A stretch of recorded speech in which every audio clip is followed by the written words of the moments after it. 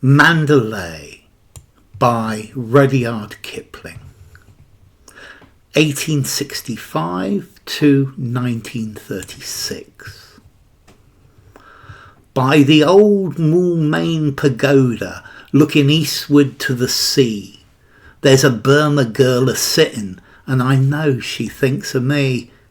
And the wind is in the palm trees, and the temple bells they say, "Come you back, you British soldier, come you back to Mandalay. Come you back to Mandalay, where the old flotilla lay. Can't you hear their paddles chunkin' from Rangoon to Mandalay? On the road to Mandalay, where the flying fishes play, and the dawn comes up like thunder out of China, cross the bay. A petticoat were yaller, and the little cat was green, and her name was Supi-yaw-lat, just the same as Theebaw's queen. And I seed her first a-smokin' of a whackin white cheroot, and a-wastin Christian kisses on an eathen idol's foot. Bloomin' idol made of mud, what they call the great gourd bud. Plucky lot she cared for idols, when I kissed her where she stood on the road to Mandalay. When the mist was on the rice fields and the sun was dropping slow, she'd get a little banjo and she'd sing Kaloo-la-lo-lo. With her arm upon my shoulder and her cheek agin my cheek, we used to watch the steamers and the athies piling teak. Elephants are piling teak in the sludgy, squidgy creek, where the silence hung that heavy you was half afraid to speak, on the road to Mandalay. But that's all shoved behind me, long ago and far away, and there ain't no buses running from the bank to Mandalay. And I'm learning here in London what the 10-year soldier says. If you've heard the Easter calling, you won't never heed naught else. No, you won't heed nothing else but them spicy garlic smells, and the sunshine and the palm trees and the tinkly temple bells on the road to Mandalay. I am sick of wasting leather on these gritty paving stones, and the blasted English drizzle wakes the fever in my bones. Though I walks with 50 housemaids out of Chelsea to the Strand, and they talks a lot of loving, but what do they understand? Beefy face and grubby hand, law, what do they understand? I've a neater, sweeter maiden in a cleaner, greener land, on the road to Mandalay. Ship me somewhere east of Suez, where the best is like the worst, where there aren't no 10 commandments, and a man can raise a first, and the temple bells are calling, and it's there that I would be, by the old Moulmein Pagoda, looking lazy at the sea, on the road to Mandalay, where the old flotilla lay, with our sick beneath the awnings, when we went to Mandalay, on the road to Mandalay, where the flying fishes play, and the dawn comes up like thunder out of China, cross the bay. Okay, this is a poem by Rudyard Kipling. Rudyard Kipling was famous for his short stories, for his novels, for his children's literature, for his poetry as a journalist, for his travel writing. He was quite a character. He even wrote some science fiction. Let's see, Rudyard Kipling was born in Bombay, and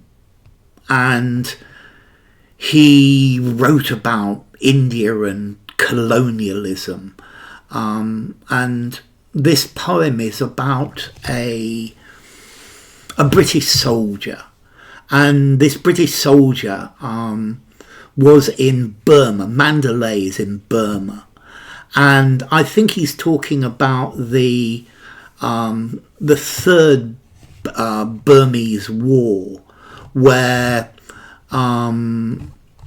the British finally took Burma, and they exiled the Burmese king.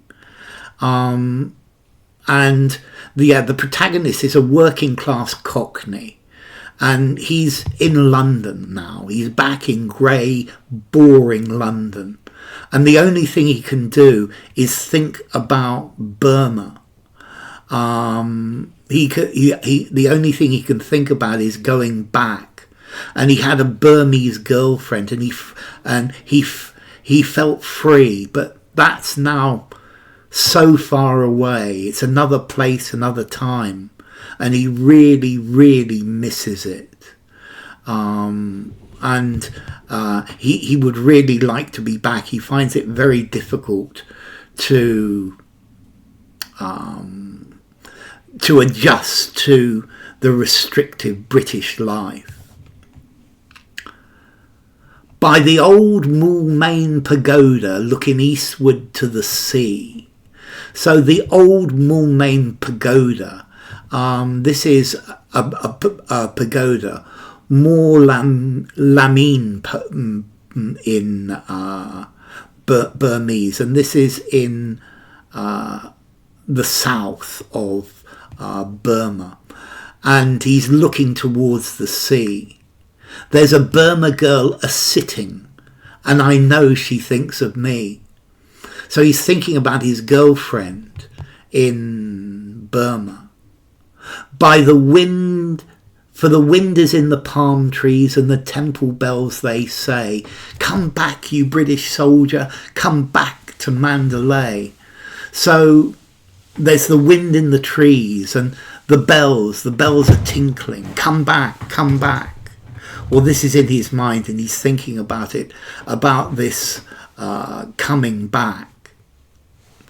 Come you back to Mandalay, where the old Flotilla lay.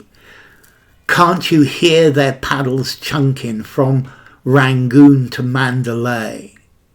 So in this Third Anglo-Burmese War,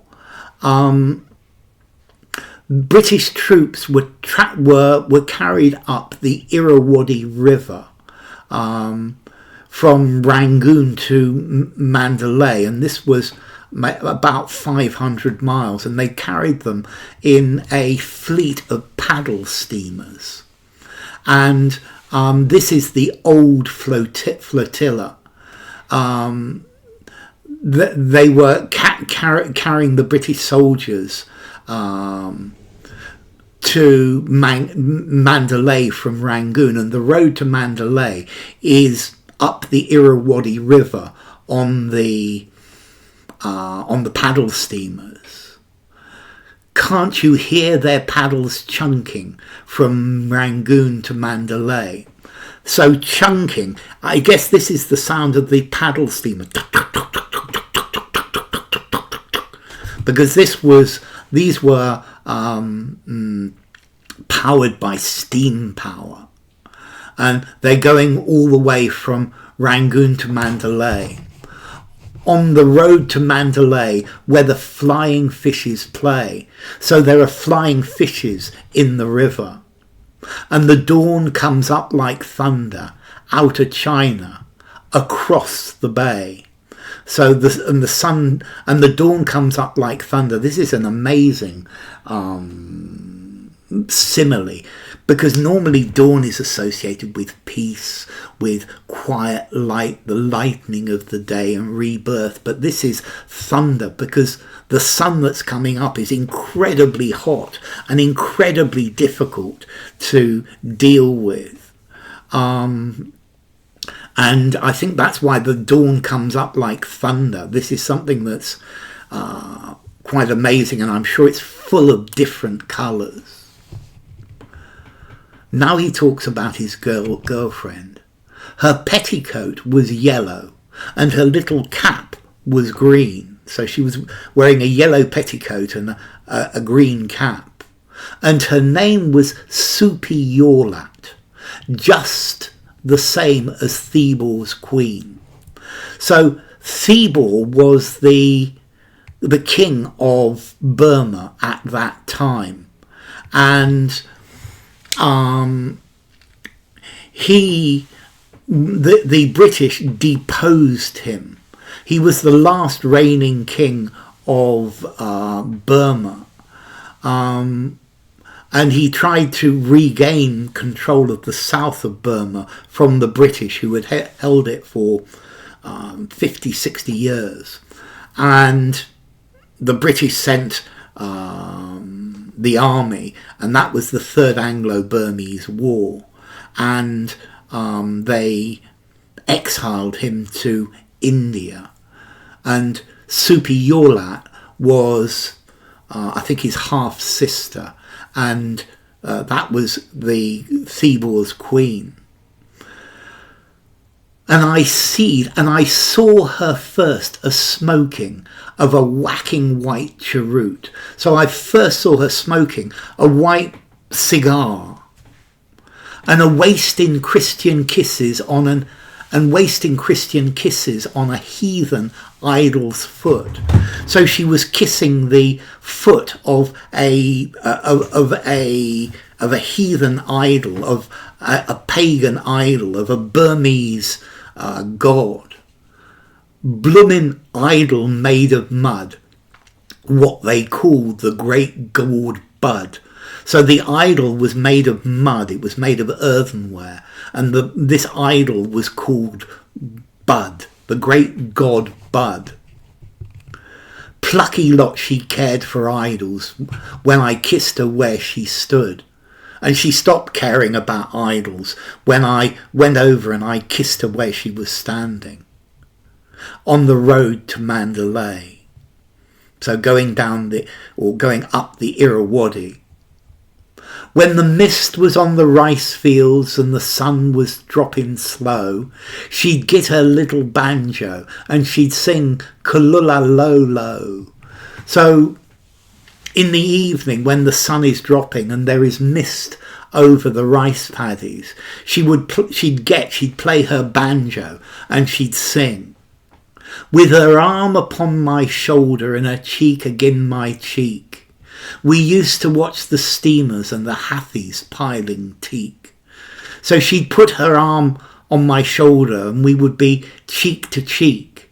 Maybe we'd be dancing cheek to cheek. And we used to watch the steamers and the hathies piling teak. So the hathies are the elephants. I think hathi is an Urdu or a Hindi word for elephant, and teak is a type of wood.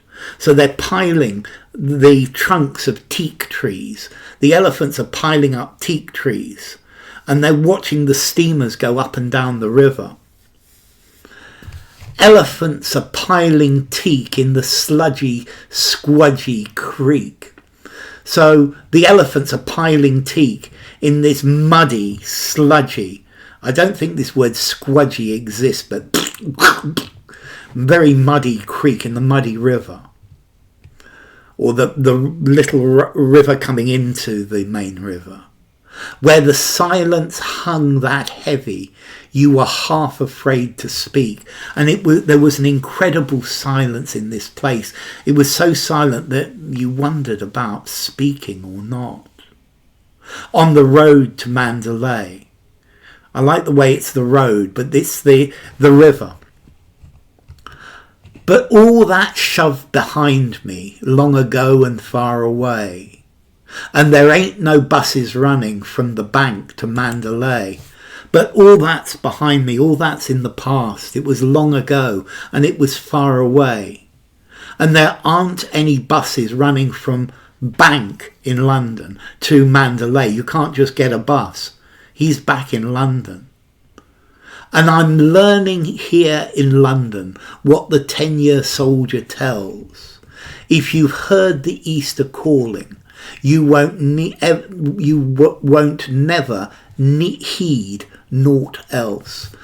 So the soldiers who've done their 10-year stint, and obviously he's done his 10-year stint, his enlistment, he in the East, and the people who've been in the East, if you hear the call of the East, you won't ever listen to anything else.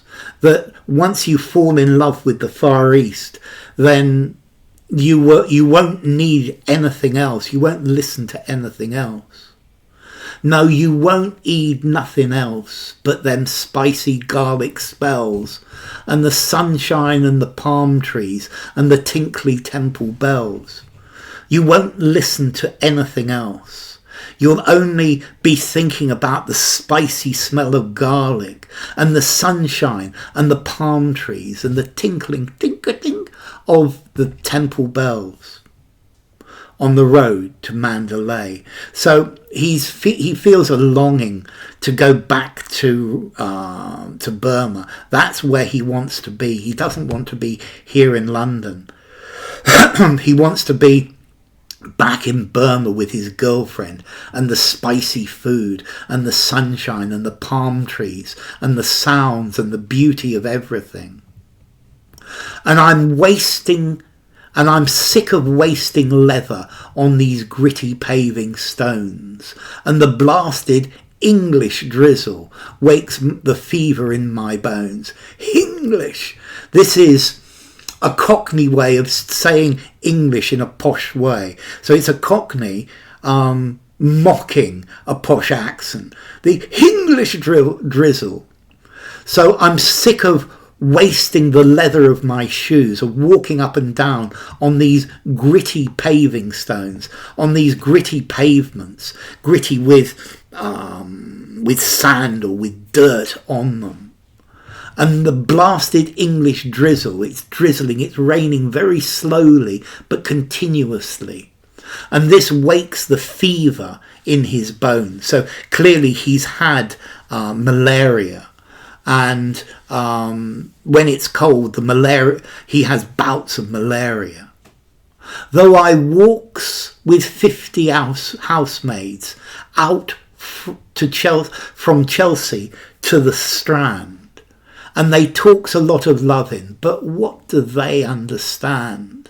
So, and even if I go for a walk with 50 different housemaids from Chelsea to the Strand, and they talk all about loving and love, but they don't understand. They've never been to Burma. Beefy face and grubby hand, law, what do they understand? I've a neater, sweeter maiden in a cleaner, greener land. So these housemaids, they've got beefy, big faces. They're beef eaters. And they've got dirty hands. So they don't understand. They're from a different world. Lord love us. Gore blimey, Lord love us. Lord, this is an exclamation. Lord, crikey, wow. What do they understand? I've a neater, better looking, better organised, sweeter young lady in a cleaner, greener land. So Burma is cleaner than London. London's dirty and London's grey, whereas Burma is clean and green. On the road to Mandalay, and the way he repeats this, on the road to Mandalay, he's always remembering this trip to Mandalay. Ship me somewhere east of Suez, so the Suez Canal, where the best is like the worst. So take me somewhere east of the Suez Canal, which is where Asia begins. And the worst of Asia is like the best of London, where there aren't no 10 commandments and a man can raise a thirst And this isn't a land ruled by the Bible, by the Ten Commandments, where life is different, where what you do is different. And you can drink as much as you want. You can get very thirsty because it's very hot. And the temple bells are calling, and it's there that I would be, by the old Moulmein Pagoda, looking lazy at the sea. And the bells of the temples are calling me, and that's where I want to be, not here in London. I want to be by the old Moulmein Pagoda, lazily looking at the sea. On the road to Mandalay, where the old Flotilla lay. So on the river Irrawaddy, where the fleet of ships, of paddle steamers, was taking the soldiers upriver to fight, with our sick beneath the awnings when we went to Mandalay. So there were, I think many people got sick with malaria and other tropical diseases, and they would lie under like a canvas cover with no sides because it's really hot, and the sick people would lie there. On the road to Mandalay, where the flying fishes play with the flying fishes, and the dawn comes up like thunder out of China across the bay. So this is about missing missing this world, missing this world of Burma.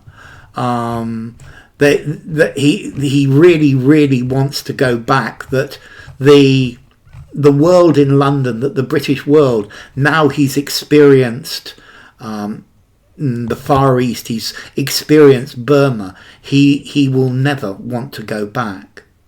Now this poem was actually made into a song, and it's been sung by various people, including Frank Sinatra, believe it or not. So, Mandalay by Rudyard Kipling. Bye for now.